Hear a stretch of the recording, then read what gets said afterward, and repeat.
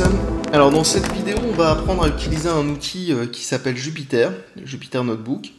Alors cette vidéo s'articule autour de deux parties. Tout d'abord, on va voir comment on va pouvoir installer l'outil Jupyter, et puis on verra dans un deuxième temps ce qu'on peut faire une fois que l'outil est installé. Donc, comment installer Jupyter? Alors il y a plusieurs techniques possibles. Moi je vous conseille d'utiliser Anaconda.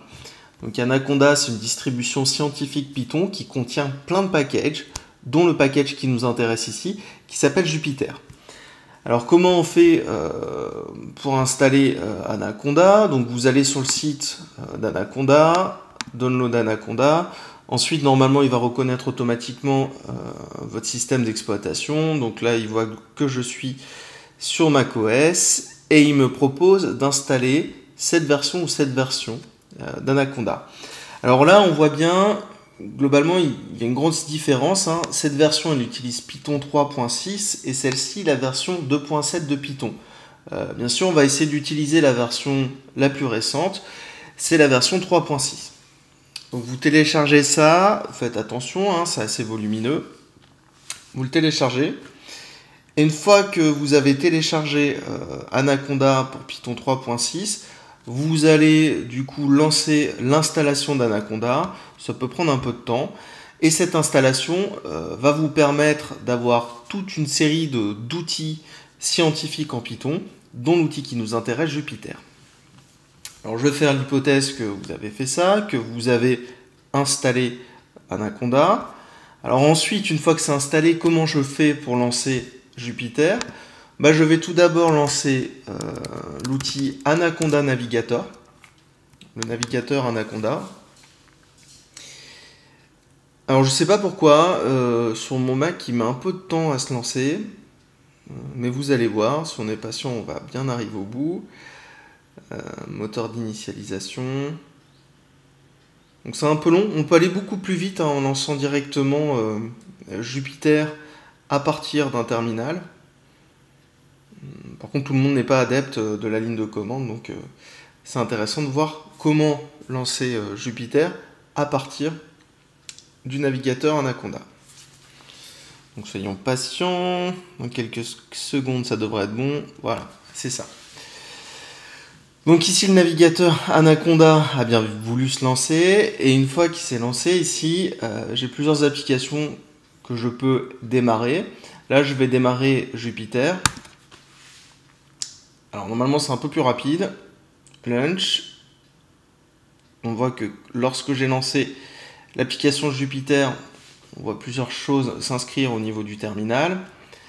Et on voit en fait que Jupyter a également essayé d'ouvrir mon navigateur internet, ici Safari. Et voilà ce que je trouve à l'ouverture de Jupyter. Donc en gros, qu'est-ce qui se passe? Jupyter va vous permettre de créer des fichiers au format Jupyter Notebook. Donc, au départ, quand vous créez un fichier, il faut déjà le placer dans un répertoire. Alors, je vais par exemple le mettre ici, dans le répertoire TP Python filtrage.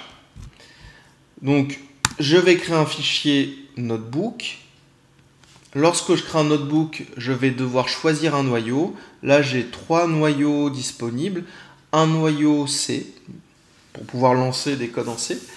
Un noyau Python livré avec Anaconda, qui est le noyau Python scientifique que j'ai installé sur ma machine. Et le noyau Python par défaut sur macOS. Donc là, je vais prendre le noyau Python d'Anaconda. Et là, je me retrouve face à cette interface. Alors, dans cette interface, on trouve ici plusieurs outils. Et ce qui va être le plus important, c'est ce qu'on va trouver ici, les cellules. Alors en gros, dans un notebook Jupyter, on peut avoir plusieurs cellules. Donc, si j'en ai pas assez, j'ai juste à faire plus. Et dans ces cellules-là, on va pouvoir mettre soit du code qui sera exécuté en Python, soit on va pouvoir mettre du texte qui sera du coup interprété. Donc on fait l'hypothèse que ce texte est écrit en Markdown, et ça sera interprété ensuite par le notebook Jupyter, et le rendu sera assez sympathique. Donc je vous fais un petit exemple, si j'ai envie d'écrire un titre, en Markdown ça se fait avec le dièse, un sous-titre, ça se fait avec 2 dièses. Et là, je peux mettre du texte.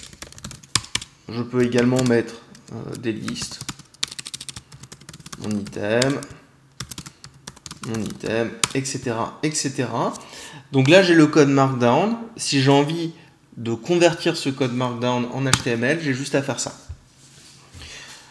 Si le rendu ne me satisfait pas, je peux toujours rééditer a posteriori mon code. Vous revenez ici et vous lancez l'exécution de votre cellule. Donc là, vous avez du Markdown. On peut également mettre, alors ça peut être intéressant, des équations. Alors pour mettre des équations, on utilise un langage le plus souvent qui est le LaTeX. Là, je vais vous montrer ce qu'on peut obtenir. Et pour dire que je fais du LaTeX, en fait, j'ai besoin de mettre ici les $. Voilà ce que ça nous donne. Donc jusque-là, on voit qu'on a un éditeur de texte et d'équations en ligne. Rien de très novateur par rapport à d'autres outils que vous connaissez comme Google Doc par exemple. Maintenant, ce qui est vraiment intéressant ici, c'est que dans votre notebook, vous allez pouvoir inclure du code. Alors, je vais vous faire un petit exemple. On va essayer de créer une sinusoïde. Pour créer une sinusoïde, je vais d'abord importer quelques librairies. NumPy pour la gestion des tableaux. J'ai besoin de quoi? J'ai besoin de Matplotlib pour l'affichage des figures. Et là, je vais créer ma sinusoïde. Donc tout d'abord, je crée un vecteur allant de 0 à 1. Et ensuite, je crée ma sinusoïde de pi fois une sinusoïde de 5 Hz fois t. Et là, je peux exécuter ma cellule de code. Donc, une fois que je l'ai exécuté, je peux avoir accès aux différentes variables a posteriori. Par exemple, si je lui demande quelle est la première valeur de x0, je vais lui demander d'afficher cette valeur-là en faisant un print. J'ai la valeur de x0 ici. Je pourrais très bien mettre du texte avant, il n'y a aucun problème. Vérification du résultat. J'ai mon texte en Markdown et là je peux encore exécuter le code a posteriori. Alors, on peut ajouter plein de cellules, il faut quand même faire attention à l'ordre de ces cellules-là. Exemple, si je change de la fonction sinus à la fonction cosinus, si j'exécute ici cette cellule-là, on voit que la valeur de x0 n'a pas changé. C'est normal puisqu'il va falloir, pour passer au cosinus, réexécuter cette cellule-là, et là, je peux, au final, avoir la bonne valeur de x0 ici. Alors bon, comme ça peut être un peu fastidieux à chaque fois de réexécuter toutes les cellules, moi ce que je vous conseille de faire, c'est d'utiliser à chaque fois, dans le menu cellules, la fonction run all. Et là, on obtient bien le bon résultat. Alors, je vais vous montrer que on peut faire quand même des choses assez intéressantes avec Python Notebook. Il y a notamment une fonctionnalité qui est très intéressante, c'est l'ajout de figures.